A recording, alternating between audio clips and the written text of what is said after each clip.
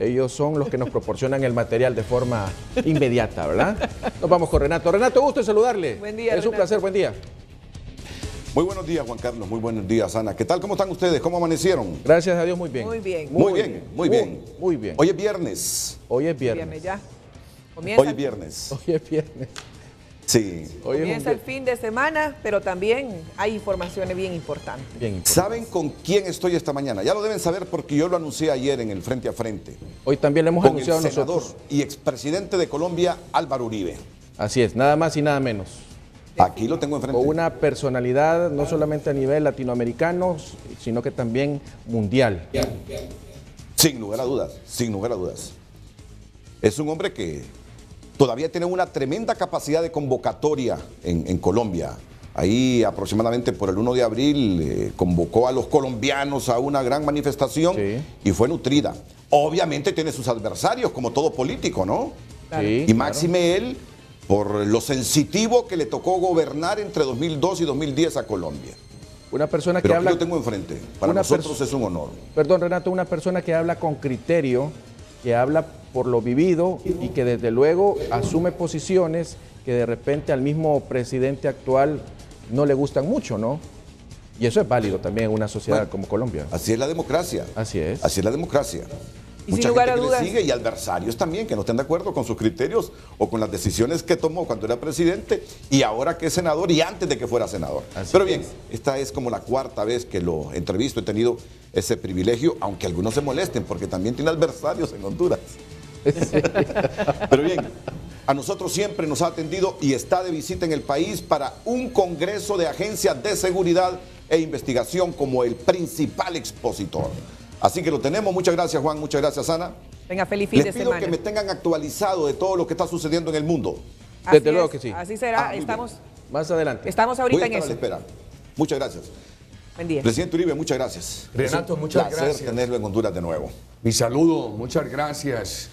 Y mi saludo a toda la ciudadanía de Honduras. Me honra mucho estar de nuevo en este país que queremos mucho desde Colombia. Yo sé, lleva la cuenta de cuántos viajes ha hecho a Honduras, presidente. Muchos. Pero yo creo que llevaba desde el 2013, 2012 sin venir a Honduras, porque la tarea política ya ha sido muy intensa, pero me complace mucho estar de nuevo en esta gran patria hondureña. ¿Qué tarea la suya en Colombia? ¿Qué tarea la suya en Colombia? Y lo hablábamos hace algunos minutos. Eso implica un esfuerzo, una concentración permanente. Tiene desgaste emocional todo esto, y físico inclusive, ¿no? Por supuesto, Renato, pero hay que hacer el esfuerzo. Yo le digo suelo decirle a los estudiantes de liderazgo que hay que recorrer la milla adicional. Uno no puede conformarse con una meta, hay que correr la milla adicional. Y lo que sí me ha enseñado la vida es que mi batalla no fue por la presidencia de Colombia, porque habría quedado satisfecho con 2 periodos, con una gran aprobación ciudadana. Me permitieron llegar en ambos en primera vuelta con alto porcentaje de votación, pero la vida me ha indicado, mi propio accionar, que la batalla es por unas convicciones, por unos principios que son lo que me mantienen ahí, por mi credibilidad, mi creencia en la seguridad, en la inversión privada, en la simultaneidad de la política social. Presidente, ¿sigue teniendo esa capacidad de convocatoria usted en Colombia? Hace poco convocó a una concentración ahí de colombianos y le asistió mucha gente, mucha gente. Pues como usted dice, yo convoco amigos e incito adversarios.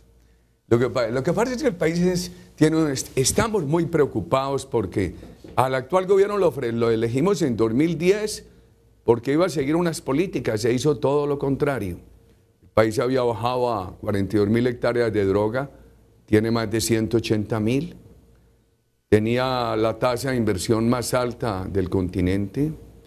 En este momento hay miedo de inversión, se estancó la reducción de la pobreza. Ayer me contaban cómo aquí en Honduras ustedes tuvieron un crecimiento económico del 5 en el primer trimestre, como venía Colombia. En el primer trimestre de este año, 1.1. Y la economía colombiana no está en recesión por 2 negocios criminales. el narcotráfico y la minería ilegal. Y toda esa impunidad que le han dado al cartel de cocaína más grande del mundo, que es la FARC, eso crea un muy mal precedente, no solamente viola toda la legislación humanitaria, la legislación democrática, sino que da mal ejemplo.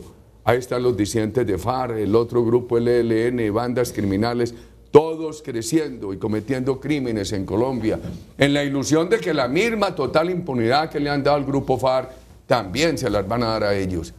La impunidad es la partera de nuevas violencias.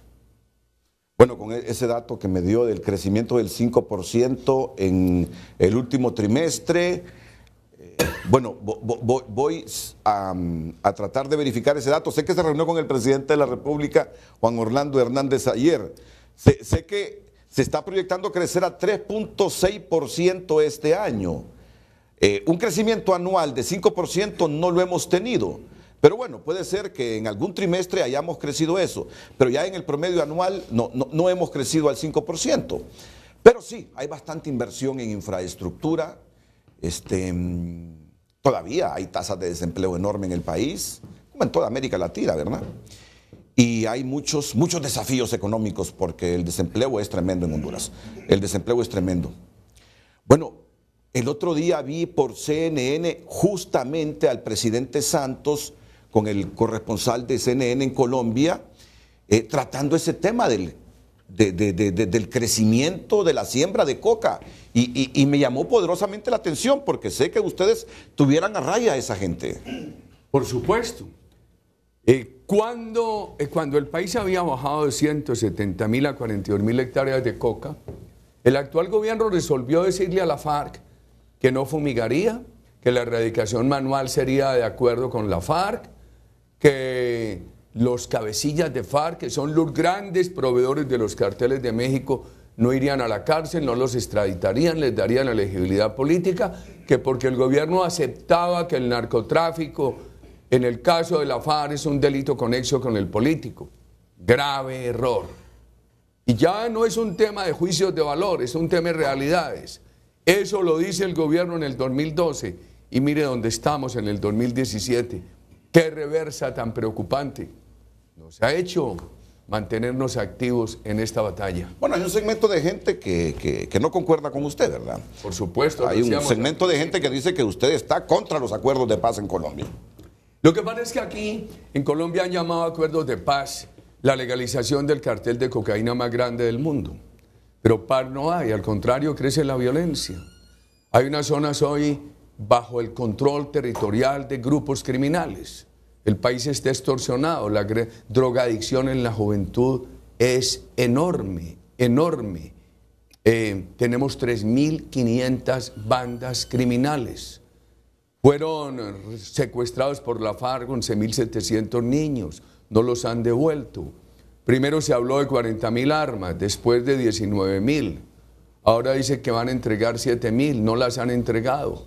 Incumplen los plazos. Hay 7.000 milicianos, no se sabe quiénes son. Los mantienen en el anonimato. El anonimato del delincuente es la principal protección a su impunidad. Estos no son inventos míos. Esta es la realidad que vive Colombia. Entonces nosotros tenemos que decir, esto no es paz, nos estamos aproximando a Venezuela. ¡Qué tristeza! Entonces, y este tema no se puede mirar aisladamente. Cuando yo fui presidente tratábamos 3 temas simultáneamente: la seguridad, la inversión privada y la política social. Yo no dejé a Colombia convertida en un paraíso, pero íbamos haciendo progreso en los 3 temas, bajando la inseguridad, subiendo la inversión, bajando la pobreza, ampliando las coberturas sociales. ¿Cuál es el futuro de Colombia desde su perspectiva, por lo que hoy ve? Colombia tiene una gran barrera que la defiende, que es su opinión pública. Miren lo que pasó en octubre del año pasado. A pesar de que todo el mundo apoyó a Santos, el actual presidente, que cambió totalmente de tesis, lo apoyaron en el acuerdo de impunidad con la FARC, que el Santo Padre, que Obama, que la ONU, que todos los países, perdió. Colombia ganó el no, increíble.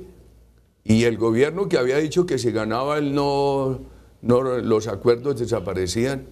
No solamente no desaparecieron, sino que se negó a hacer modificaciones y los ha impuesto a través de un procedimiento totalmente espúreo. Sustituyeron el veredicto popular por una proposición en un Congreso manejado por el gobierno.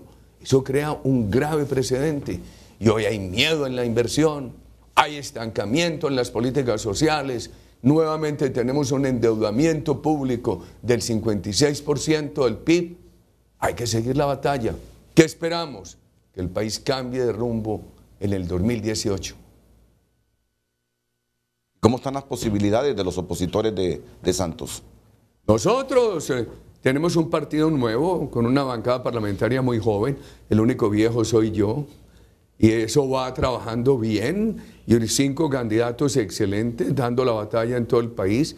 En octubre probablemente tendremos una candidatura unificada. Yo asumo que usted es un hombre que quiere la paz para Colombia.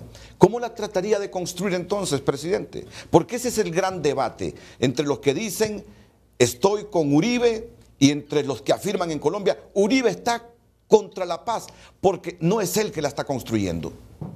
A ver, nosotros en el gobierno nuestro inmovilizamos 53.000 terroristas. Les dimos beneficios, pero no impunidad total. A los responsables de delitos atroces no les dimos elegibilidad, no cambiamos la Constitución, no afectamos las reglas de inversión privada, 53.000. Ahora han desmovilizado 7.000, cambian la Constitución.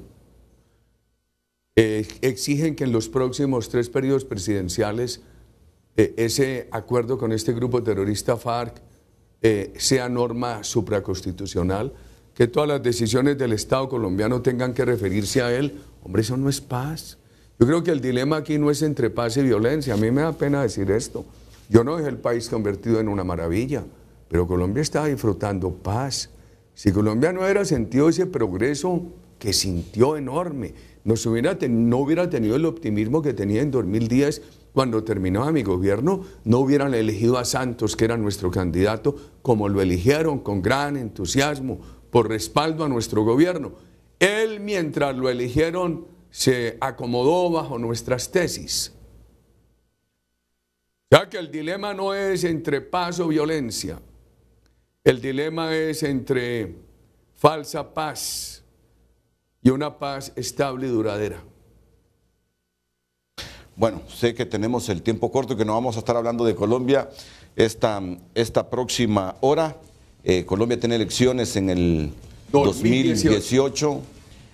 Usted puede aspirar nuevamente, ¿no? No puedo. ¿Tiene prohibido constitucionalmente? Sí, así es. ¿Y quién se perfila en su partido? Además yo considero que mi deber hoy no es estimular ambiciones mías. Yo creo que lo mejor que yo puedo hacer por mi país, por los barrios democráticos, es impulsar nuevos liderazgos. ¿Qué ganamos con aspiraciones mías si no creamos un gran grupo de nuevos líderes? Entonces deje a un lado a Álvaro Uribe. Mi tarea hoy es impulsar un grupo de nuevos líderes, que es lo que le da garantía al país. Mire, yo quiero terminar este tema de Colombia. Y usted sabe cómo es el periodismo. Si no le hago estas preguntas, me tildarán de que me acomodé totalmente a la entrevista. Y eso es lo Cuidado que yo tengo mucha confianza para decir siguiente pregunta. Ponga cuidado en eso. No, yo sé que usted es un hombre muy querido en Colombia, pero que también tiene adversarios. Y además es un hombre querido en el continente, pero igual con adversarios. A mí me tocó combatir primero que todo el mundo la dictadura de Chávez, porque además la sentíamos en la frontera. Y mire cómo va eso. Y ya vamos a hablar de ese tema, porque en este momento, a esta hora que estamos conversando, hay manifestaciones en algunas ciudades de Venezuela. Sí, pero una cosa, yo vine a tu programa por hacerte la atención y por saludar a Honduras. No me vayas a someter ahora a toda la infamia de un sector de la política colombiana, porque además no es el lugar. Y yo no vine a eso. No, correcto. Yo no entiendo y sabe que he tratado de construir el esquema de esta entrevista sabiendo cómo es usted. Lo que pasa es que mis conceptos no te tienen por qué comprometer a ti, Renato. Simplemente me imagino que tú tienes este programa todos los días. Todos los días. Simplemente da la casualidad que yo estoy en Honduras, país que quiero mucho, al cual no venía hace tiempo y muchos colombianos lo queremos. En mi familia, muchos, incluido un hermano mío que murió, son graduados aquí en la Escuela Agrícola Panamericana. En Colombia hay una porción grande de la población que tiene afecto por Honduras. Súmeme ahí, por eso he venido. No me traslade ahora el debatico de la infamia de un sector colombiano que como no nos han derrotado en las urnas, ni ideológicamente, entonces todos los días lo que apelan es a la infamia. Y como la enfrento todos los días en Colombia, ¿para qué me va a meter en este programa con eso? No, yo lo entiendo. Y solo vamos a quitarle 1 o 2 minutos más. Después tenemos otros temas con que abordar con usted. Por ejemplo, hoy las portadas de los periódicos, de los medios electrónicos en todo el mundo, es la conferencia de prensa ayer de Trump, donde dijo, me retiro del Acuerdo de París. Ya no estoy dispuesto a seguir con los compromisos que hizo Obama de reducir en un 26-28% la emisión de gases de efecto invernadero. Europa está preocupada, dice que Trump se está aislando, que está primando a Estados Unidos, que no les importa. Bueno, ya vamos a hablar de ese tema y vamos a hablar también de lo de Venezuela. Solo salgo de esto. La imagen que mucha gente ha tenido de usted. De pronto te digo, siguiente pregunta. Y yo termino con esto de Como Colombia. estoy tan viejo y me doy esas licencias. Yo termino y lo comprendo y quiero que se sienta bien. Quiero que se sienta bien. Vamos, sí, sigue a ver. Yo termino con esto. La imagen que siempre inspiró e inspira en mucha gente es que fue un gran presidente, que logró darle gobernabilidad a Colombia. Pero bueno, después que salió de la presidencia, que hay unos exfuncionarios prófugos de la justicia de su gobierno, que acusan a una señora de chuzar comunicaciones, que está en la cárcel. Una valoración de eso y terminamos con Colombia. No, es muy claro, es muy claro. Ya ha habido acusaciones contra unos funcionarios nuestros, hay claros hechos de persecución política. Por ejemplo, las instituciones de seguridad en Colombia, cuando yo llegué, estaban penetradas por bandidos, manejaban las comunicaciones, etc. Entre otras cosas es que yo no necesito hacer interceptaciones telefónicas, porque yo pelo de frente. ¿Qué interés voy a tener yo en interceptaciones telefónicas si yo soy un peleador de frente? Lo que más le choca a mis enemigos es que yo soy un peleador. Muchas gracias, presidente Uribe. Ahora sí, me gustaría conocer temas que nos interesan a los hondureños, a los latinoamericanos y a todo el mundo, lo que está pasando en Venezuela. Usted sabe que hubo una reunión, una consulta de cancilleres en la OEA y que por consenso determinaron suspender la reunión, no se pusieron de acuerdo. Un grupo liderado por Estados Unidos estaba cuestionando la actual política de Maduro y pidiéndole que suspenda todo ese proceso de la constituyente, pero salió otro grupo con una propuesta ahí del Caribe apoyando la constituyente y apoyando a Nicolás Maduro. Entonces, vale la pena hablar. ¿Qué postura debería asumir América en relación a lo que está pasando en Venezuela? Fronterizo con Colombia, vecino suyo y con el cual usted ha tenido muchos encontronazos justo cuando fue presidente Hugo Chávez. De este tema de Venezuela vamos a hablar, a conocer la postura, la visión que tiene el expresidente de Colombia, Álvaro Uribe, y actual senador del país.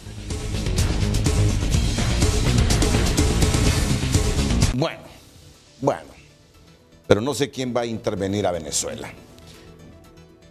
Yo creo que esto es lo más distante que está para una solución de Venezuela. ¿Usted cree en una intervención extranjera en Venezuela para solucionar los problemas internos ahí, expresidente? Esto es, si la intervención extranjera es que lleguen tropas extranjeras allí a deponer a Maduro, eso no se va a dar. El mundo ha evolucionado enormemente en eso. Pero sí tiene que haber una expresión y una manifestación en los organismos internacionales. Veamos lo de la OEA. Es que lo de la OEA no es caprichoso. Los países que conforman la OEA firmaron la Carta Democrática. Y esa carta los obliga a respetar la democracia al interior de cada país y a hacer que se respete en los otros países socios. Nunca se quiso aplicar. El secretario Luis Almagro, cuando lo propuso, que ha sido una persona muy firme frente a estas violaciones democráticas en Venezuela, prácticamente quedó solo. Y hay un grupo de países que ha venido avanzando, pero no han llegado a esa aplicación y van a llegar tarde. Y entonces, ¿qué ha pasado en Venezuela? Primero, la libertad de medios de comunicación se acabó hace mucho rato. Lo que oíamos de ese periodista, que sí, que no, que el 79 aprueba intervención extranjera, que no la aprueba, toda esa confusión es por miedo, porque el gobierno ha expropiado medios de comunicación, los ha censurado y ha obligado a otros a venderle esos medios a los amigos del gobierno.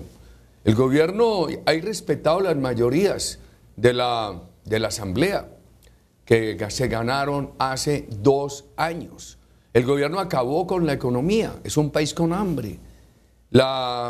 Hoy ese país, cuando acabaron con la economía, necesitaba para medio subsistir importar $60.000 millones al año.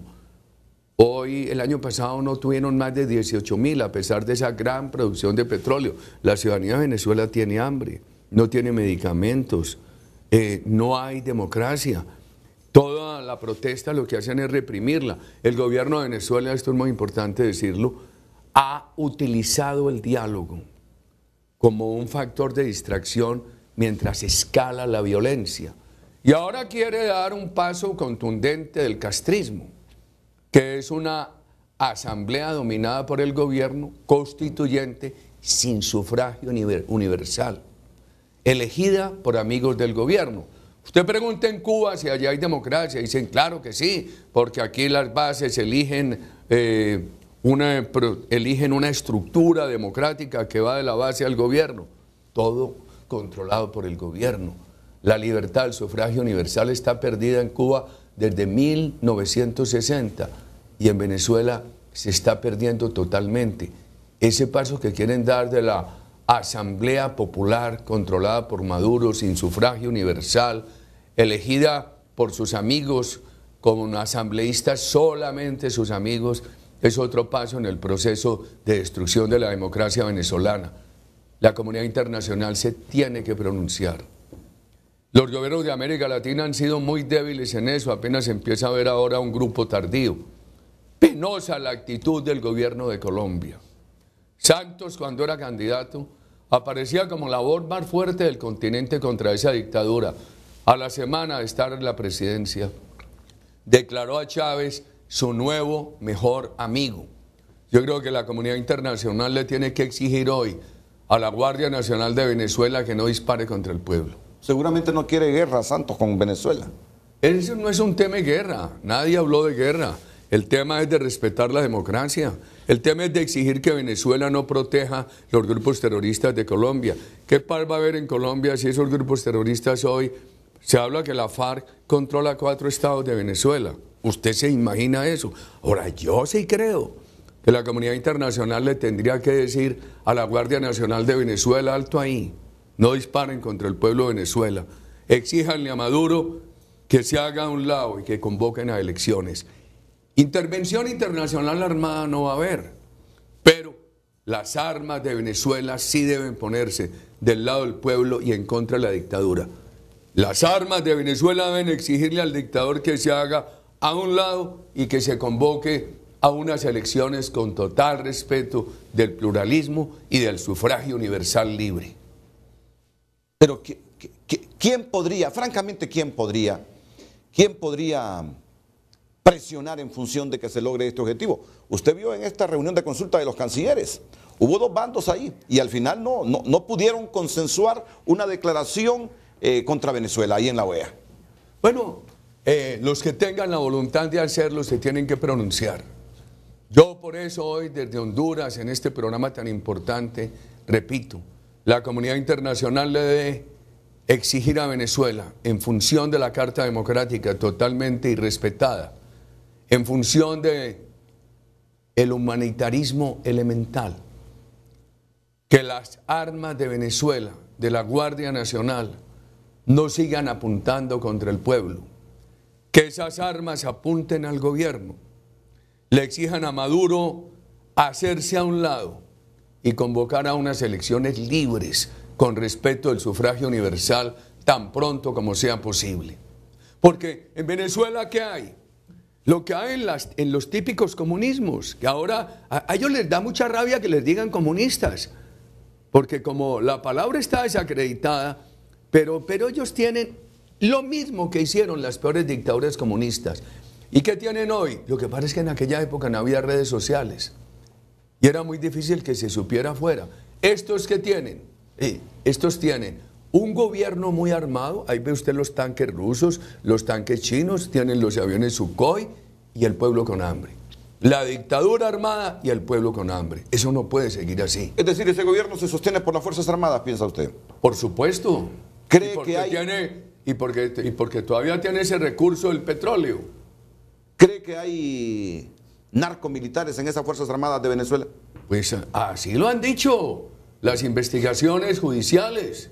Por ejemplo, el señor Diosdado Cabello y el vicepresidente de Venezuela deberían estar en la cárcel hace mucho rato.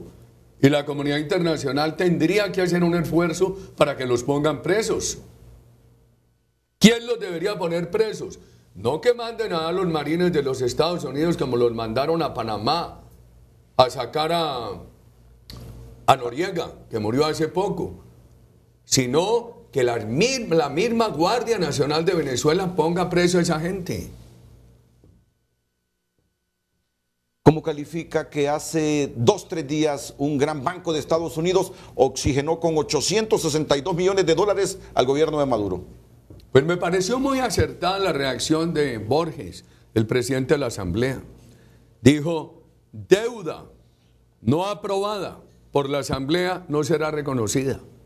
Me parece que ese banco, tras el entusiasmo de la usura, se ha puesto a oxigenar a Maduro y a quebrar más a Venezuela, porque por $800 millones tendrán que pagar en 5 años una tasa de interés del 300%. Usted entonces van a pagar 800, reciben 800 y van a tener que pagar alrededor de 8 por 6 por 3 por 8, 20. Tienen que pagar alrededor de $2.800 millones. Imagínese usted, y reciben 800. Eso lo oxigena transitoriamente, pero esos $800 millones que recibe se les fuman y quiebra más a Venezuela, que era un país tan rico y tan importante. Y ese banco se va a meter en un lío, porque eso autoriza a un nuevo gobierno democrático que llegue a que le diga, no le pago eso. Entonces ese banco se mete en un lío con esos bonos. ¿Admite usted que hubo 3-4 años del gobierno de Hugo Chávez en que se redujo la pobreza en Venezuela? Yo leí informes de la Comisión Económica para América Latina. Desde su perspectiva, ustedes que son vecinos, usted que era presidente, que estudió mucho también lo que le pasaba al vecino, ¿cree que en un momento de esa revolución bolivariana sí se redujo el número de pobres en Venezuela?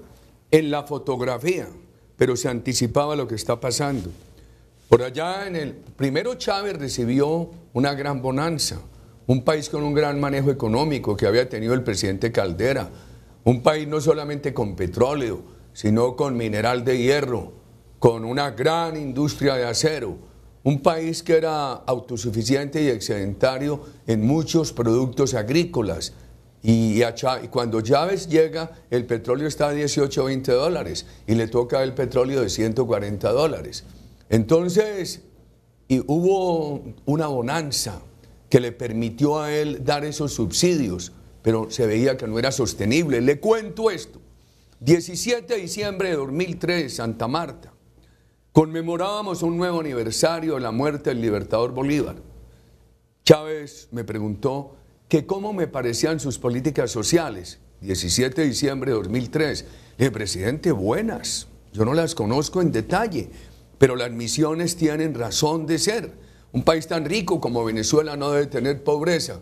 Y le agregué, presidente, para que esas políticas sociales suyas sean sostenibles, usted tiene que tener un gran crecimiento simultáneo de la empresa privada. Recuerdo que me dijo, no se necesita, porque él citaba a Castro diciendo Fidel. Él decía que Fidel le dijo en los 80 que América Latina necesitaba un socialismo con petróleo y señaló a Venezuela. Y el presidente, no te alcanza. si quieres sostener estas políticas sociales en el largo plazo, tienes que darle un gran dinamismo a la empresa privada. Si la expropias, si la maltratas, no se te hace sostenible la política social. Tuvo un momento donde todo parecía muy bien, pero en ese mismo momento estaba creando los presupuestos para su autodestrucción. Él se murió sin ver las consecuencias nefastas de su gobierno. Si usted se gana una lotería porque le pusieron el petróleo muy caro en un momento, pero está destruyendo el sistema productivo del país, el día que se gaste esa lotería ya se queda sin manera de mantener el ritmo de gasto.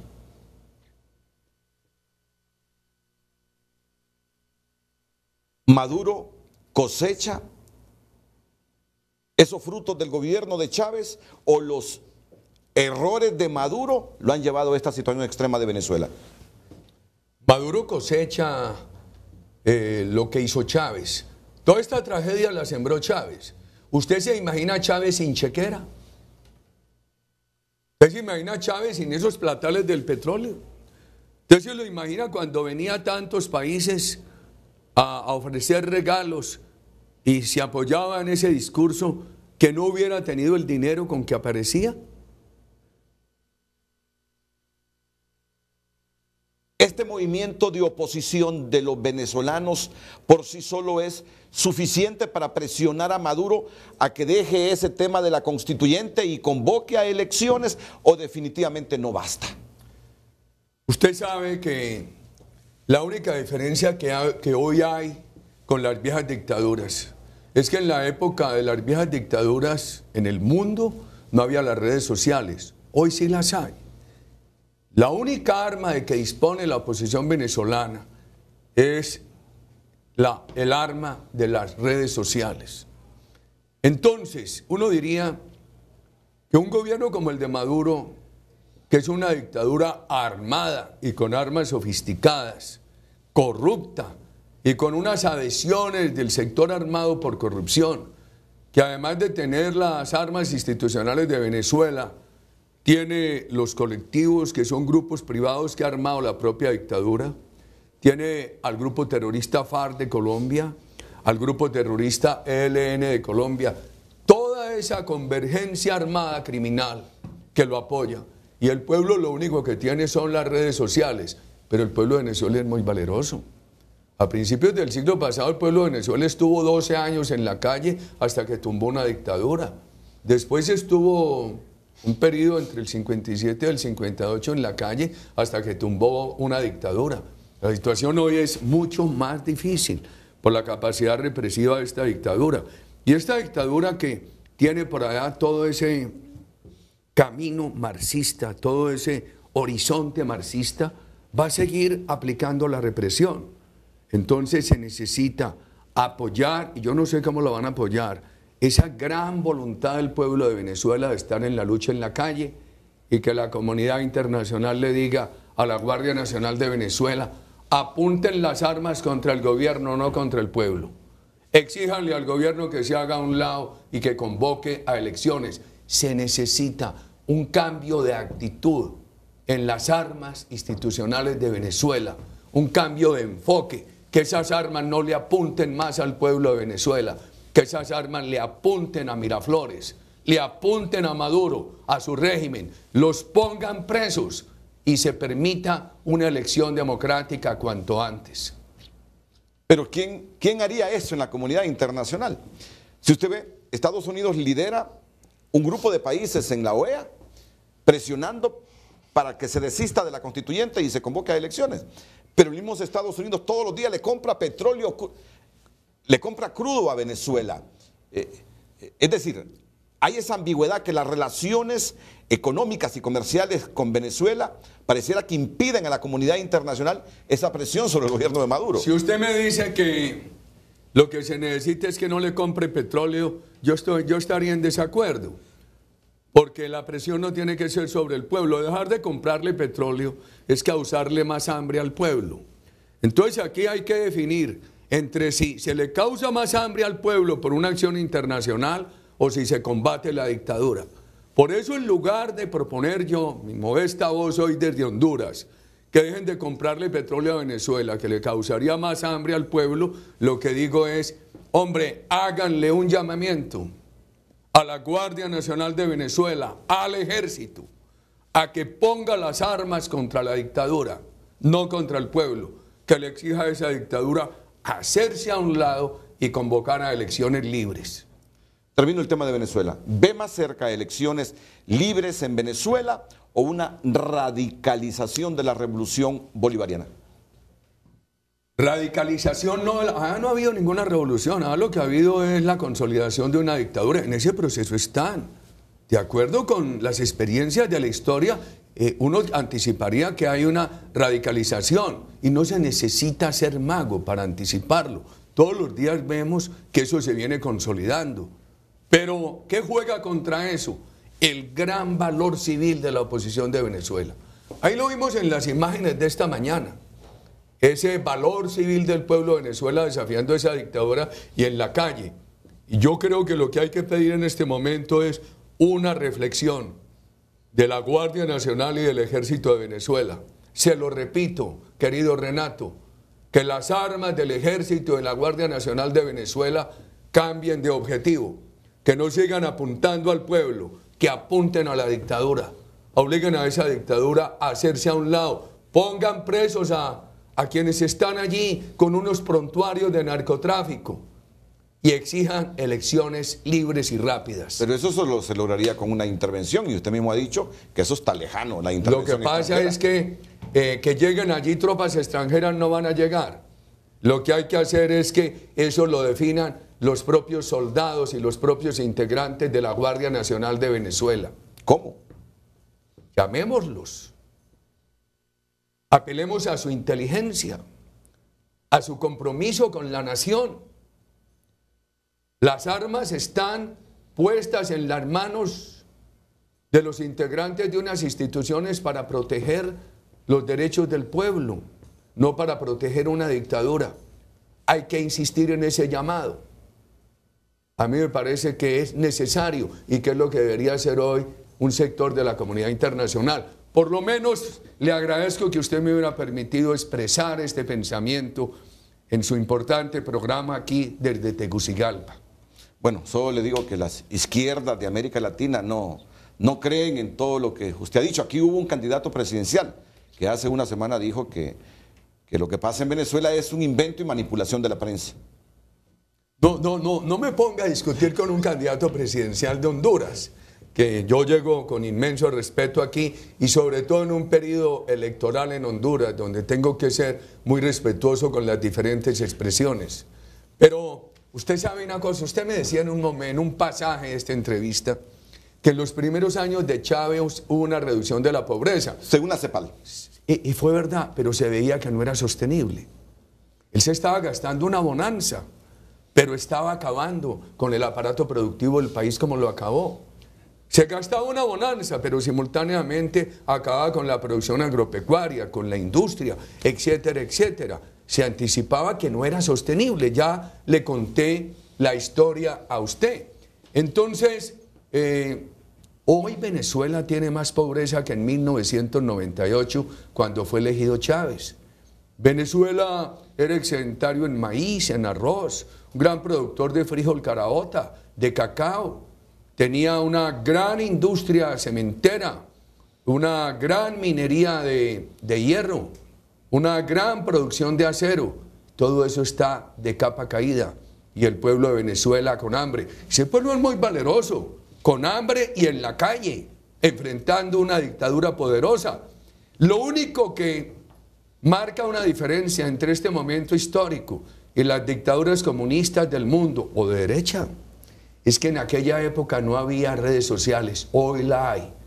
Por eso ahora decía su corresponsal que el gobierno de la dictadura de Venezuela le está quitando al pueblo los teléfonos celulares, porque la denuncia a través de los teléfonos celulares, a través de las redes sociales, es la única arma que tiene el pueblo de Venezuela.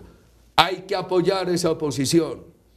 Y si se suman voces del mundo a pedirle a la Guardia Nacional de Venezuela y al Ejército que sus fusiles no sigan apuntando al pueblo, sino que le exijan a la dictadura hacerse a un lado y convocar a elecciones libres con sufragio universal, las cosas pueden cambiar para bien. Pero yo sí quiero rendirle un homenaje al heroísmo de la oposición venezolana. Gracias, presidente Uribe. Voy a ir a la pausa comercial, pero no podemos dejar por fuera también otro tema. Yo sé que usted ha sido muy buen amigo de algunos presidentes de Estados Unidos, de George Bush hijo, de Obama. No sé si conoció a Donald Trump. El hecho es que Trump ayer decidió retirarse de los acuerdos de París y primar los intereses nacionales de Estados Unidos, porque cree que con ese acuerdo de París, de aquí a algunos años, Estados Unidos iba a perder cerca de 2 millones de empleos porque lo limitaba en la expansión industrial, por aquello de que tenía que limitar los gases de efecto invernadero, sobre todo en esas pequeñas minas de carbón en Estados Unidos. ¿Qué piensa? ¿Cómo valora esto? Europa está que rechina de molesta, porque dice que lo que hace Estados Unidos es aislarse, primar los intereses nacionales y bueno, con todo y sus consecuencias. El expresidente Uribe tendrá sus valoraciones de esto que es noticia mundial desde ayer. El retiro de Estados Unidos de los acuerdos de París. Ya se había retirado del protocolo de Kioto George Bush, padre. Ya se había retirado. Ahora es Bush. Como que no importa el calentamiento global a los líderes políticos de Estados Unidos. ¿Qué piensa el presidente Uribe? Después de la pausa.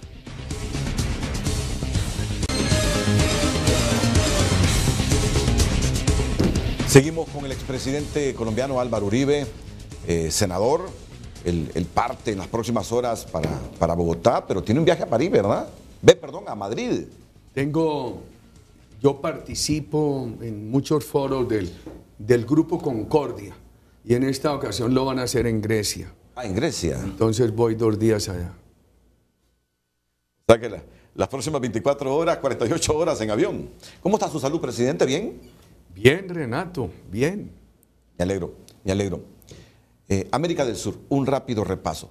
Está en problemas Michel Temer, el presidente actual.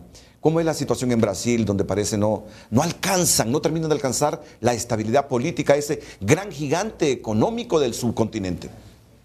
Cuando la economía se está recuperando y Brasil ya tiene un superávit primario importante y hay todos los signos de recuperación económica, llega este nuevo problema político.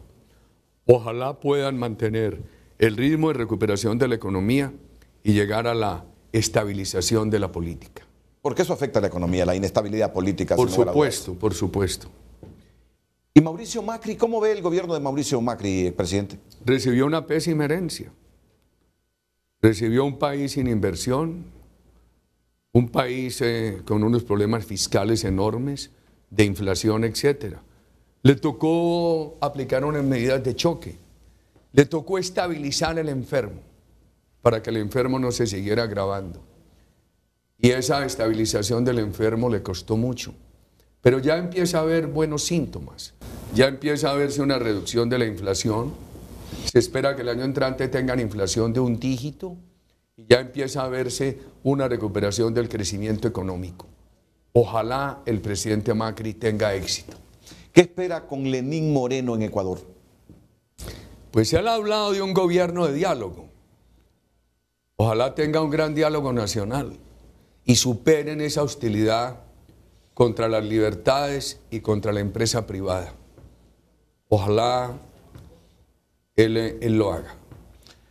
Horacio Cartes desistió de la reelección de momento, que ha sido uno de los temas que genera inestabilidad en América del Sur. ¿Cómo ve la situación actualmente en Paraguay?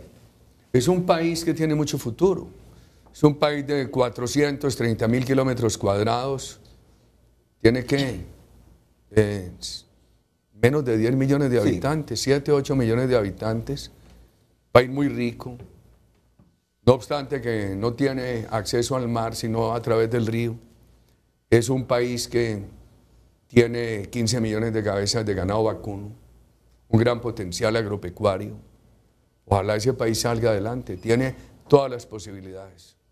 Mire, yo soy un soñador y quisiera ver América Latina no solo exportando materia prima, sino dándole valor agregado a lo que tenemos. Se cae el precio de las materias primas en el mundo y se vienen abajo las economías de América Latina. ¿Cuándo seremos capaces, con todos los recursos y el talento humano, de alcanzar un nivel que nos permita realmente reducir la inequidad, generar mejores condiciones de vida para nuestra gente en el continente? Si usted me preguntara por un problema social de América Latina, le diría el desempleo de los jóvenes. No revisé en cuánto está en Honduras, pero hay países latinoamericanos que tienen un desempleo juvenil muy alto. Uno de ellos es mi país. Y en una América Latina y caribeña que sumadas llegan cerca a 600 millones de habitantes. Yo creo que eso necesita una economía privada muy fuerte, una educación de calidad y unos recursos de emprendimiento provenientes del capital público y del capital privado para ayudar a que los jóvenes inicien actividades productivas. Todo tiene que ir de la mano, porque si usted tiene una economía muy fuerte y no tiene una educación de calidad, esa economía se le va, porque sin una educación de calidad, esa economía no puede avanzar en productividad, no puede avanzar en competitividad. Y si usted tiene muy buena educación para las nuevas generaciones, pero hay una economía débil, esas nuevas generaciones no van a encontrar en su país posibilidades, se tienen que ir a buscarlas al extranjero. Yo por eso creo en esa combinación, una economía privada muy fuerte, una gran educación y fondos de emprendimiento de una alianza público-privada para los procesos productivos que quieran activar los jóvenes. Me pregunto si con Donald Trump en aquel momento se hubiese logrado el Plan Colombia. Es decir, ¿por qué? ¿Por qué le hago esta reflexión? Porque cada día, no sé si yo estoy equivocado, pero es mi pensamiento, miro más errático al presidente de Estados Unidos. Ayer hizo el anuncio que se retiraba de los acuerdos de París, que eso no le conviene a la economía de Estados Unidos, que no cree en eso del cambio climático. Obviamente que reaccionó Italia, reaccionó Francia, reaccionó Alemania, que el acuerdo de París sigue, esté o no Estados Unidos, ya tienen de aliados, porque estaba en Europa el presidente chino y otro líder mundial. ¿Qué le parece estas decisiones aislacionistas por aquello de primero América que está tomando el presidente Trump? Usted me preguntó primero por el Plan Colombia. Sí. El Plan Colombia fue una creación entre los dos países, el presidente Pastrana de Colombia, mi antecesor, y el presidente Clinton de Estados Unidos, con una aproximación bipartidista en Estados Unidos. Los dos partidos lo apoyaron. Y después del presidente Clinton vino el presidente Bush que lo aprobó, lo siguió apoyando y en alguna forma el presidente Obama le dio apoyo. ¿Qué ha pasado? Que todo lo que habíamos logrado con el Plan Colombia hoy se vino abajo. Ese gran esfuerzo de los Estados Unidos y ese gran esfuerzo de Colombia se ha perdido con el gobierno Santos en Colombia. ¿Por qué? Porque tenemos otra vez 180.000 hectáreas de droga, con todos los efectos perversos sobre el tejido social, sobre la economía, sobre la seguridad, sobre lo que se necesitaría que es la actitud de legalidad, el cambio climático. Claro que cambio climático hay. El mundo lo está sintiendo. Nuestros países son especialmente vulnerables al cambio climático. El tema del carbón. Colombia es un país que tiene muy poco petróleo, no tiene suficiente gas, pero tiene mucho carbón. Colombia es un país que necesita que la ciencia defina cómo se hace un uso del carbón amigable con el medio ambiente. Y ya están estudiando generar energía de los residuos del carbón y no emitir esos residuos, no lanzarlos a contaminar el medio ambiente. Ojalá. La decisión de Estados Unidos no es nueva. Lo anunciaron en campaña. Sí. Lo que hay que preguntar es, ¿tiene una propuesta alternativa en materia ambiental? Porque, por ejemplo, si usted me pregunta, Colombia tiene que prohibir el uso de carbón. No puede por su situación económica. Pero lo que sí tiene que hacer es el desarrollo científico para evitar que el uso del carbón cause daño ambiental. ¿Qué repercusiones tienen todas estas políticas de Donald Trump en América Latina, presidente? El tema ambiental tiene que complementarlo con una política alternativa de protección del medio ambiente. Y acercámonos del tema ambiental. A mí lo que me preocupa hasta ahora es el muro de México, porque la verdad es que decisiones que afecten la que debería ser la necesaria hermandad entre los Estados Unidos y América Latina no convienen. Deberían buscarle a eso una alternativa. Bueno, yo sé que usted tiene que ir a descansar un ratito porque ya pronto estará en esta conferencia de las agencias de seguridad.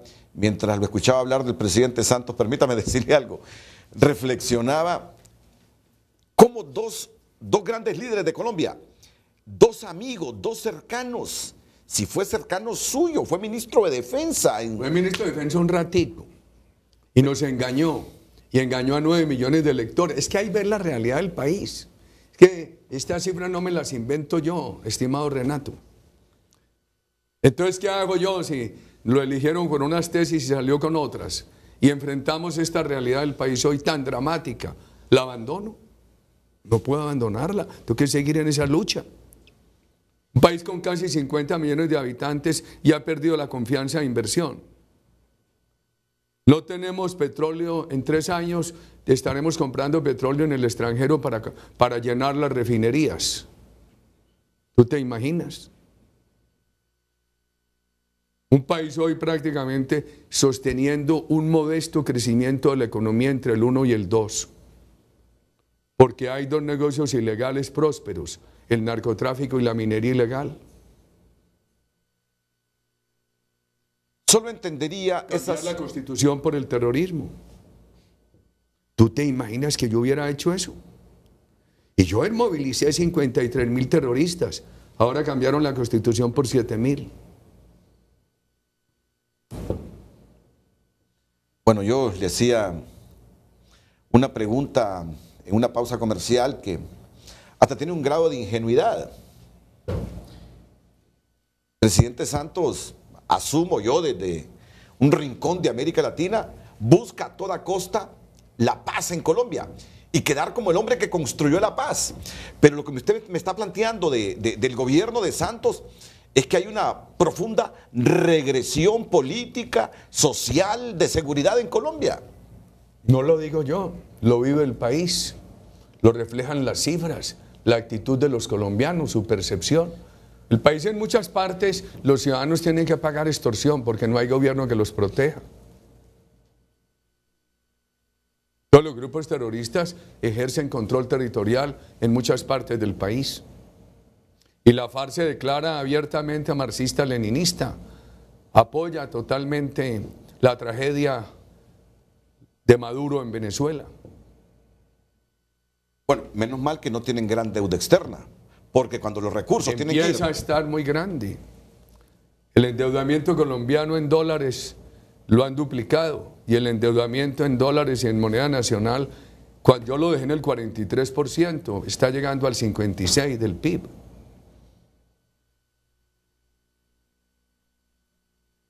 Presidente, muchas gracias. Renato, muchas gracias.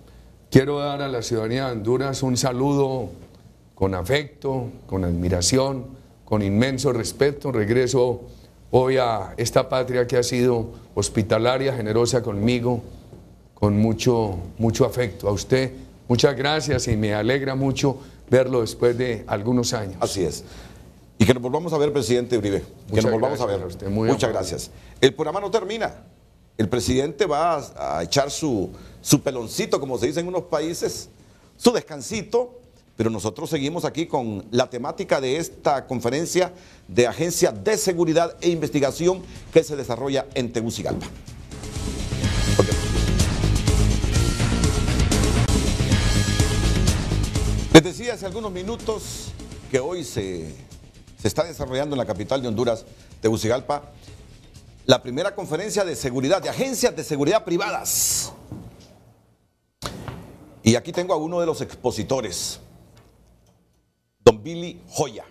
Billy, ¿qué tal? Gracias. Buenos días, Renato. Buenos días. Un placer estar aquí en frente a frente. Este evento es de enorme dimensión, Billy, en el continente.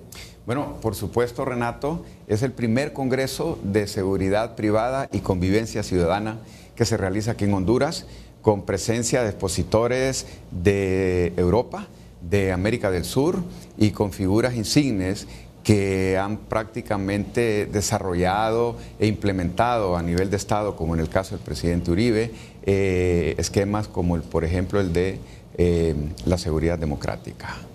Es un evento interesante que está vinculado a esquemas de oportunidades de trabajo, porque me comentaba y me decía alguien ayer en una entrevista, tenemos un registro aproximado no oficial de 70,000 ciudadanos y ciudadanas que son parte de la industria de la seguridad privada, y muchas veces se tiende a ver o a satanizar esta industria, cuando en realidad, como yo lo veo, es que la industria genera la oportunidad para 70,000 familias que hoy por hoy no necesariamente es personal que ha prestado servicio policial o militar.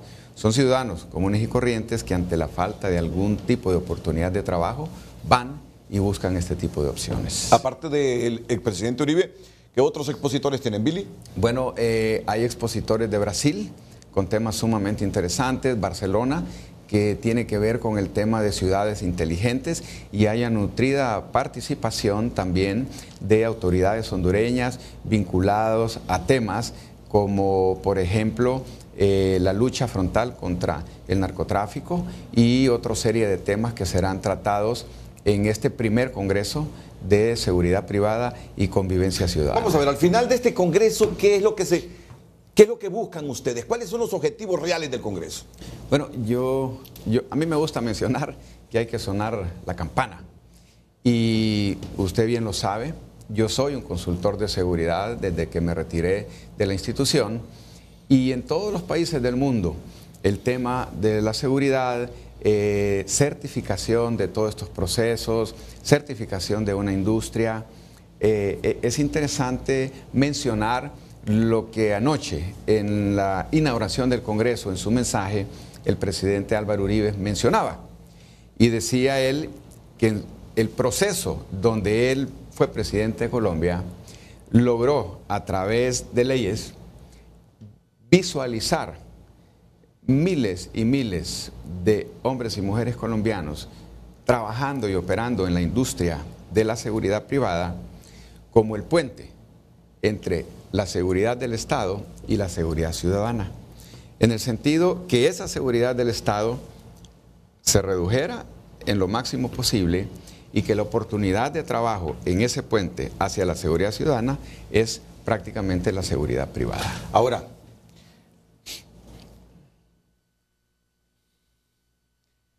reflexionaba sobre algo en cuanto a las compañías de seguridad nuestras y ese puente que decía el expresidente Uribe y el término certificación. Sí. Pero hay muchos desafíos para ustedes, no para ustedes, digo, para los empresarios de las agencias de seguridad en Honduras. Bueno, yo voy a comenzar con algo elemental, Billy. Voy a comenzar con algo elemental. Y no son todos. La inteligencia emocional de un agente de seguridad privado.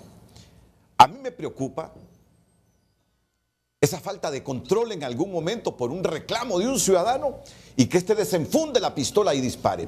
Yo sé que ese es parte del proceso de certificación. Certificación implica la certeza de la inteligencia emocional, del control de un agente de seguridad, que por un reclamo de un ciudadano no va a sacar la pistola y lo va a matar, como ocurre recurrentemente en Honduras. Mira que comienzo con algo elemental para entrarle de lleno al tema, porque yo quiero que la gente continúe con el programa. Claro. Y que no mire el tema tan de manera abstracta. Me quiero ir por lo más sencillo, simplificando el asunto para mantener el interés en la gente. Fíjese, Renato, que yo soy de las personas que creo que en mi país han existido tareas históricas que no han sido atendidas. Y voy a mencionarle una, por decirle algo. El régimen del sistema penitenciario hondureño, que prácticamente durante casi 7 décadas no fue atendido desde el punto de vista de la inversión. usted me está haciendo la pregunta vinculante al tema de una industria, que es la industria de la seguridad privada. Y coincido con usted de que definitivamente estamos en un proceso de cambio.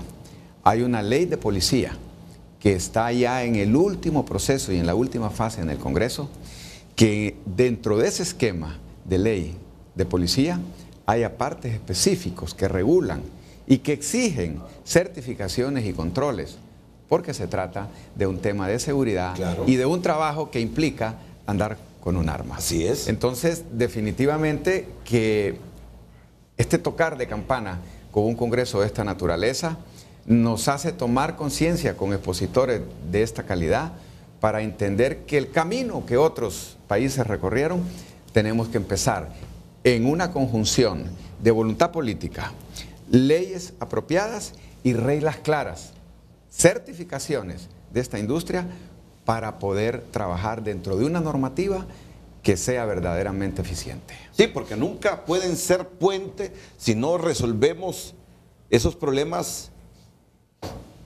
inherentes a una industria que trabaja con personas que el Estado le permite que anden en la calle con pistolas. Sí. No sé si me entiende la reflexión. Yo le entiendo, Renato, y yo sé que el tiempo es el peor enemigo. Y yo quería decirle algo, si usted me lo permite. Claro que sí. Yo he estado reflexionando al escuchar al presidente Uribe. Y recientemente, con el problema del pueblo de Venezuela, el presidente Juan Orlando Hernández ha empezado a levantar su voz en el sentido de pedir como país, como presidente, un proceso inmediato de elecciones libres y democráticas en Venezuela como una opción de salida. Escuchamos las contundentes expresiones del presidente Uribe y como hondureño. Entonces, yo me pregunto y digo, ¿qué es lo que está en juego en mi país? Aquí yo le estoy hablando como ciudadano. Vamos a un proceso electoral en 6 meses. Y aunque estoy dentro de una facción política aspirando a un cargo, y yo tomo conciencia que no se trata de mi aspiración, que no se trata de una elección, que no se trata de un partido y otro partido. Porque esa lucha de grandes poderes ideológicos sigue más viva que nunca. Y yo como hondureño aspiro y simplemente estoy dispuesto a luchar y aportar mi granito de arena para que nuestra democracia se fortalezca y que los peligros que rondan no solo la democracia hondureña, sino que la de tantos otros países se mantenga firme. Por eso hago este cambio y le agradezco que me permita hacer esta reflexión, porque en el tema de seguridad, Renato, no es la primera vez que yo tengo el honor de estar aquí en su programa. Muchos años atrás he venido haciendo análisis vinculados a este tema, sonando la campana sin que nada pasara.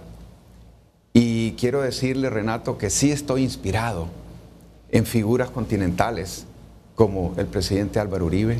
Sí estoy inspirado en mi presidente Juan Orlando Hernández Alvarado al ver los avances y logros en el tema de seguridad, que es algo tan fundamental para el desarrollo, para la paz y para la tranquilidad. Queda muchísimo por hacer, Renato, pero las cifras que nosotros estamos viendo en función de los avances en el tema de seguridad, no las habíamos tenido nunca. Nadie había asumido la responsabilidad de tocar crimen organizado, de narcotráfico. Nadie había querido asumir la responsabilidad de un sistema penitenciario desde el cual se originaban cualquier cantidad de delitos en afectación, de extorsión, sicariato, homicidios. Hemos visto el efecto de este nuevo sistema carcelario de traslados y hemos encontrado y hemos visto a través de la información que se nos brinda situaciones dramáticas de cómo era el sistema penitenciario, por ejemplo, en San Pedro Sula, con caletas de 3.3 millones de lempiras, producto de la extorsión que todas las semanas llegaban ahí. Entonces, yo sí les soy franco, estos momentos me sirven como hondureño para reflexionar qué es lo que está en juego en este próximo proceso electoral. Y lo tengo claro, sigue estando en juego nuestra democracia, nuestra libertad, la paz y la tranquilidad. Pero hay problemas estructurales que parece es imposible corregirlos, Billy. Y no es que yo quiera meter simplemente por el prurito de hacerlo, por perjudicar al partido en el gobierno o al presidente que se quiere reelegir. No. Yo soy periodista. No hay nada de esto. Pero me preocupan cosas como la del Pechocho, por ejemplo. Estaba condenado a 500 años de cárcel ahí en el Pozo de Ilama. Sí. Y ahí debería estar. Claro. Es que lo enviaron para ir para el Pozo. Ay, ¿qué sucede? Lo capturó la FNA allá en el norte del país el fin de semana. Sí. Viene el Instituto Penitenciario y ha alegado toda esta semana que el Pechocho, que mató a un montón de trabajadores de una zapatería en San Pedro Sula junto a 18 compinches de una mara, fíjate, lo capturan allá en el norte del país y viene el Instituto Penitenciario y dice, no hombre, se ya está encerrado allá en Ilama. Y viene el Ministerio Público y dice ayer, no, las huellas dactilares del Pechocho son coherentes con el hombre que capturamos aquí. Es el mismo que estaba allá en Ilama. ¿Cómo es eso? ¿Cómo es eso que de la cárcel de máxima seguridad del país salga este hombre y uno creía que estaba encerrado allá? Renato, yo podría responder de esta manera. Es importante entender de dónde venimos. Venimos de un sistema penitenciario colapsado con 17 cárceles, 17,000 privados de libertad, en centros penitenciarios con capacidad apenas de 8,000, sin reglamentación, sin sistemas apropiados, certificados. Y este proceso de evolución hacia un sistema penitenciario certificado, indiscutiblemente se van a encontrar errores. Mire lo que pasa el otro día ya en uno de los centros penitenciarios certificados, que hay una especie de amotinamiento y destrucción interna. ¿Por qué razón? ¿Por qué está sucediendo esto? Porque el sistema anterior le permitía a los privados de libertad, como el que usted menciona, vivir en especies de hoteles de 5 estrellas, con menús a la carta, con televisores, con controles, con seguridad interna. Y hoy, que posiblemente a la hora del desayuno en este módulo no le gustó el desayuno, deciden los 20 o 30 que están en ese módulo, porque no todos están juntos, armaron una protesta interna en función de que no se acomodan a ese régimen certificado. El efecto de la fuga que hubo previa al traslado reciente de 18 privados de libertad es una señal clara que el Estado está en el rumbo correcto y que lo último que hoy por hoy quiere un privado de libertad de ese nivel es llegar a una cárcel de máxima seguridad. Yo soy uno de los periodistas sin prejuicios que reconozco algunos avances en el gobierno del presidente Hernández. Así es. Yo tengo el valor de decirlo porque tengo bien mi conciencia, pero también soy crítico cuando digo los agentes o los responsables penitenciarios del Pozo están certificados. Sí. Es una cárcel de máxima seguridad. ¿Cómo es el asunto? Que yo como ciudadano creo que un hombre que mató a 18 personas, lo condenan a 18 años de cárcel, está encerrado pagando un delito y de repente aparece vagando. ¿Cómo se sale de una cárcel de máxima seguridad? Donde todo está certificado. ¿Cómo es que luego la institución del Estado que tiene a su cargo esas cárceles dice, no, es una suplantación, puede ser un homónimo? Y viene el Ministerio Público luego y confirma con las huellas dactilares que es él, el que uno creía que estaba encerrado, el que andaba vagando. ¿Cómo puedo tener confianza yo? Yo diría que ganar confianza en procesos de cambio tan radicales y drásticos es algo en el que el Estado tiene que empeñar muchísima voluntad política y transparencia. Porque usted en su condición de periodista y generador de conciencia tiene todo el derecho de levantar la voz para hacer esta pregunta. Yo en mi condición de ciudadano quiero seguir teniendo fe en que el Estado está en el rumbo correcto, en que las autoridades están desarrollándose en este proceso de transición y que van a existir, desde luego, situaciones como estas, pero que el Estado tiene que tener la capacidad y la voluntad política de demostrar que no se está dispuesto a retroceder Y que aunque los errores humanos se han de presentar por colusión, por dinero, por lo que sea, el Estado tiene que mantenerse firme en esta ruta con el propósito de seguir avanzando. Recordemos, el presidente Hernández recibe el país con el título del país más inseguro del planeta. Han empezado a haber reducciones significativas, por ejemplo, en el delito de homicidio, de 89.5 a 52.7. Pero todavía queda mucho por hacer, Renato. El estándar de la Organización Mundial de la Salud son 7 homicidios por cada 100.000 habitantes. A mi criterio, es más importante que el Estado defina el rumbo correcto que intentar, por razones electoreras, logros mediáticos o a corto plazo. Y yo lo he dicho y lo repito, creo que el mérito del gobierno del presidente Hernández en muchas áreas ha sido poner la brújula en el rumbo correcto. Ahora queda mucho por hacer, como lo reconoce el Estado. Estoy de acuerdo. Yo con la reflexión que hago no quiero poner o demeritar totalmente la gestión que en materia de seguridad y de sistema carcelario ha hecho el presidente Hernández. No es mi propósito. Yo no tengo esa venda sectaria en los ojos para no ver las cosas que creo que están bien. Solo hago un reclamo a nombre de la ciudadanía. Estamos gastando mucho dinero de la tasa de seguridad que nos cuesta todo. Debería haber un poco más de rigor en las instituciones del Estado y en toda esta gente que certifican, porque son manchas que van debilitando todos los esfuerzos que se hacen para cambiar el sistema penitenciario del país. No es posible que de la cárcel de máxima seguridad se salga alguien que debería estar encerrado porque ha cometido hechos criminales y que luego lo estén justificando, diciendo que son suplantaciones o que ¿qué más dijeron? Suplantaciones o que puede ser un homónimo. Lo que ha dicho el Ministerio Público es que el tipo que agarraron en el Progreso es el mismo pechocho que debió estar encerrado allá en la cárcel de Ilama. Lo que uno pide es que admitan los errores y que trabajen con más rigor, pues, para evitar estas cosas que ponen en riesgo la vida de cualquiera. Un criminal de esto debe estar en la cárcel. Yo creo que su reclamo es más que justo, Renato, y yo me sumo en mi condición de ciudadano.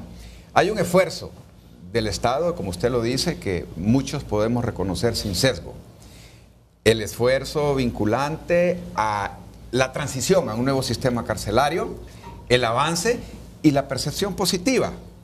Y cuando el Estado se esfuerza en ese proceso, se hacen los primeros traslados, 48 días en la costa norte y en el sector de San Pedro Sula sin homicidios, y de repente la fuga de 18 de otra cárcel. Entonces pareciera que avanzamos y retrocedemos, pero lo importante en este campo, Renato, es lo que usted dijo. Primero, que el Estado asuma su responsabilidad con valentía y que no se retroceda en esas opciones y políticas en contra del combate a la impunidad y darle seguridad, paz y tranquilidad al pueblo. Bueno, Billy va a estar de expositor hoy en esta primera conferencia de seguridad privada. Así es. Y yo para todos los ejecutivos y dueños de estas agencias de seguridad, hay muchos reclamos por los salarios de los guardias. Hay muchos reclamos. Y eso no ayuda a la certificación de las agencias de seguridad. Hay muchos incumplimientos que los guardias dicen, Billy, y capacitación. No puede haber el riesgo de que pierda el control un guardia de seguridad privado y ante un reclamo de un civil saque la pistola y le dispare. Yo creo que hace falta mucho por hacer en las agencias de seguridad privado. Y son temas que deberían servir de autocrítica para todos los que se dedican a este rubro. Voy a la pausa, tenemos unos minutos más. Claro. Ok.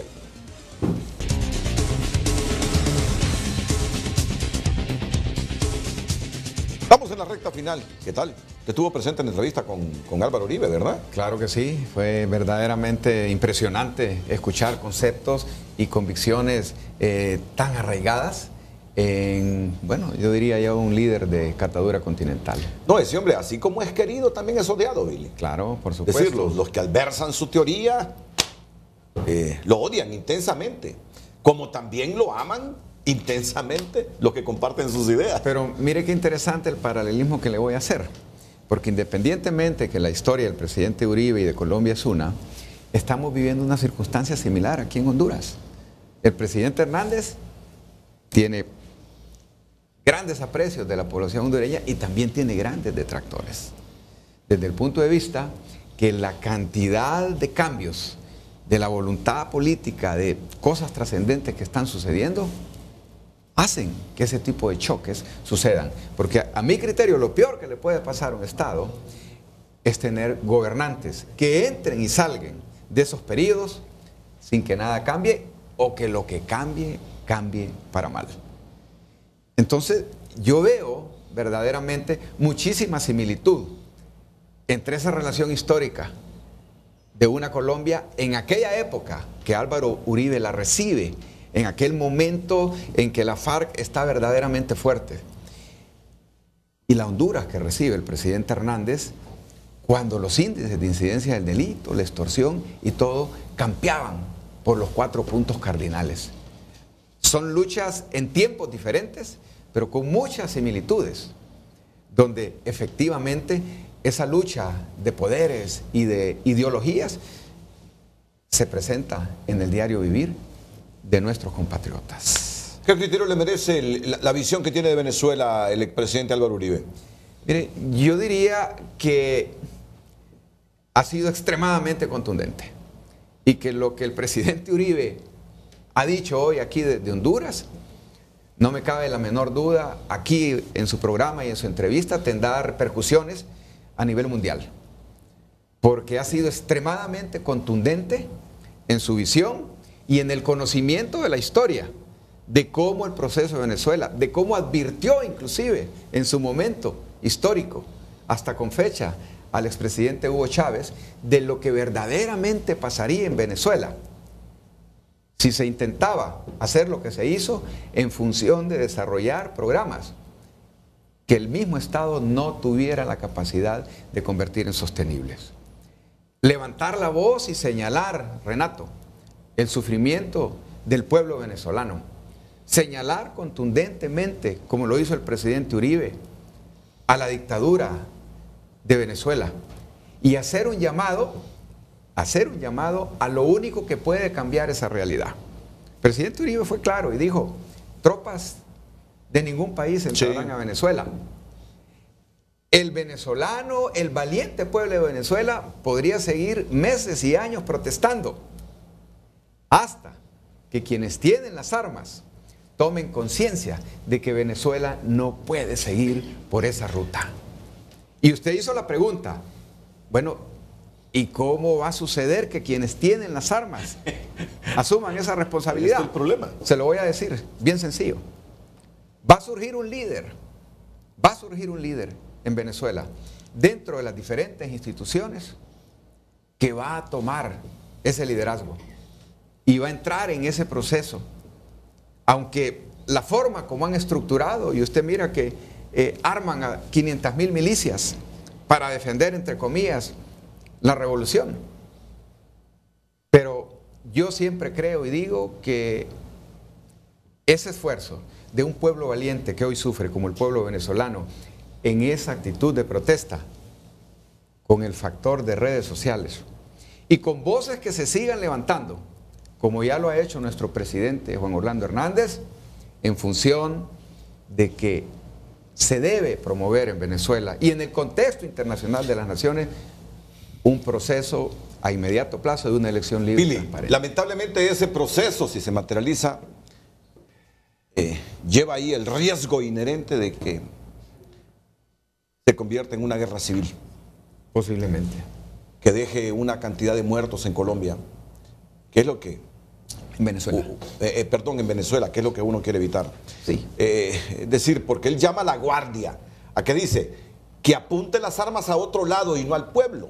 A la dictadura. Pero bueno, Salvador Narrala dice que estas informaciones son manipuladas por las grandes transnacionales de prensa, pero lo que uno escucha desde Estados Unidos es que altos cargos del gobierno de Maduro, altos cargos de las Fuerzas Armadas, están ligados al narcotráfico.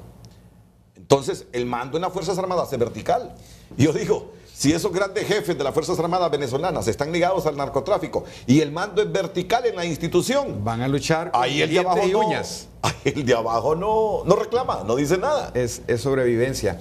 Y mire, haciendo un comentario referente a las exposiciones del candidato presidencial Salvador Narrala, sin intentar descalificarlo, yo simplemente creo que la cercanía constante al equipo de Libertad y Refundación han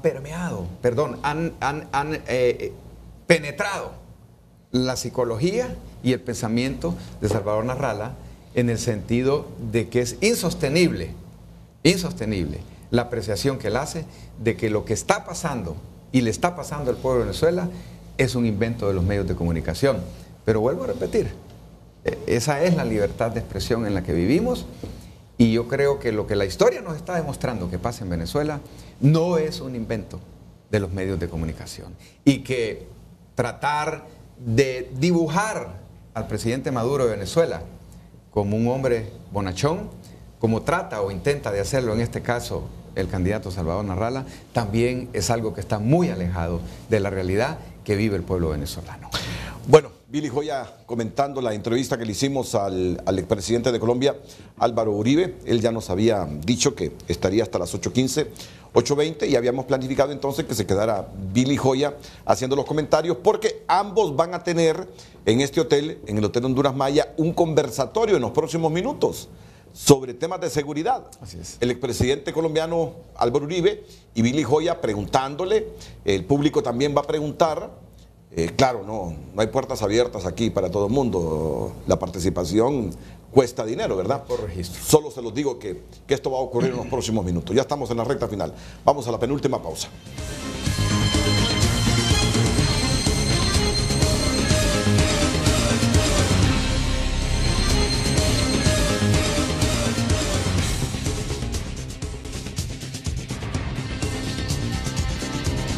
Bueno, seguimos con Frente a Frente.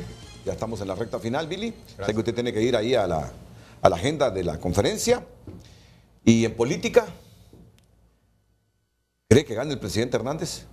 Bueno, yo le haría una proyección en ese sentido, Renato, basada en el resultado de las internas. La papeleta presidencial del presidente Hernández y candidato anduvo cerca de 1.4 millones de votos en una interna. La lógica me indica que al ir a una elección general, donde se va a sumar 400,000 nuevos jóvenes, votos independientes, votos ¿Usted cree indecisos, que voten por él?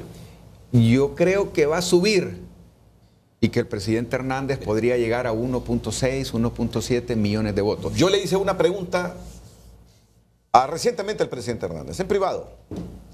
¿Cómo piensa ganar usted las elecciones con tanta adversidad que tiene en este momento? Le digo.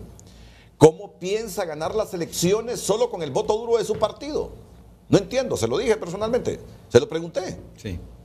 Yo soy de los que cree que tiene mucha adversidad el presidente Hernández en este momento, por ese asunto del proceso de la reelección. Ahora, reconozco, siempre lo digo, porque uno trata de balancear esto. Reconozco, yo creo que todo el mundo debería aceptarlo, la capacidad gerencial que tiene. Y de alcanzar. Yo creo que muchos expresidentes ven en él lo que no tuvieron, capacidad gerencial como presidente. Pero lo desgastó ese proceso de la reelección. Entonces le hice la pregunta, ¿cómo piensa ganar usted solo con el voto duro de los nacionalistas? Le digo. Entonces, la respuesta fue lo que me está diciendo Billy Joya en este momento, que están pensando en ese joven que va a votar por primera vez, que están pensando en ese voto independiente, que están pensando en la gente de otros partidos que puedan reconocer la gestión del presidente Hernández. Están pensando en lograrlo, o sea que tienen 6 meses para lograrlo. Renato, pero sí. Yo miro las cosas como que tanto Salvador como Luis Zelaya, en este instante, cualquiera de ellos, incluyendo al mismo presidente Hernández, yo creo que nadie se pueden ganar. debe descalificar, porque al final el pueblo hondureño va a tomar su decisión. Pero si yo me baso en esa votación de la elección interna y lo que va a sumar el presidente Hernández en una elección general, yo le diría que sigue siendo, hoy por hoy, el candidato más fuerte para poder ocupar la presidencia de la República en el próximo periodo. En función de lo que estamos viendo, de lo que vimos en las elecciones, de ese llamado que hizo el presidente Hernández al Partido Nacional a salir de forma disciplinada en una interna, a ganar el partido en el primer tiempo Y lo que vimos el resultado el día de la elección fue que el Partido Nacional salió a votar como si se tratase de una elección general. Y las filas lo determinaban. Y lo que mirábamos con los otros partidos hermanos en ese proceso interno era contundente. ¿A quién le temen más? Usted pasa hablando con los nacionalistas porque figuran las planillas a cargo de elección popular dentro del Partido Nacional. Y sé que se mueven esos círculos de poder del Partido Nacional. ¿A quién le temen más? ¿A Narrala o a Luis Zelaya? Yo le diría lo siguiente.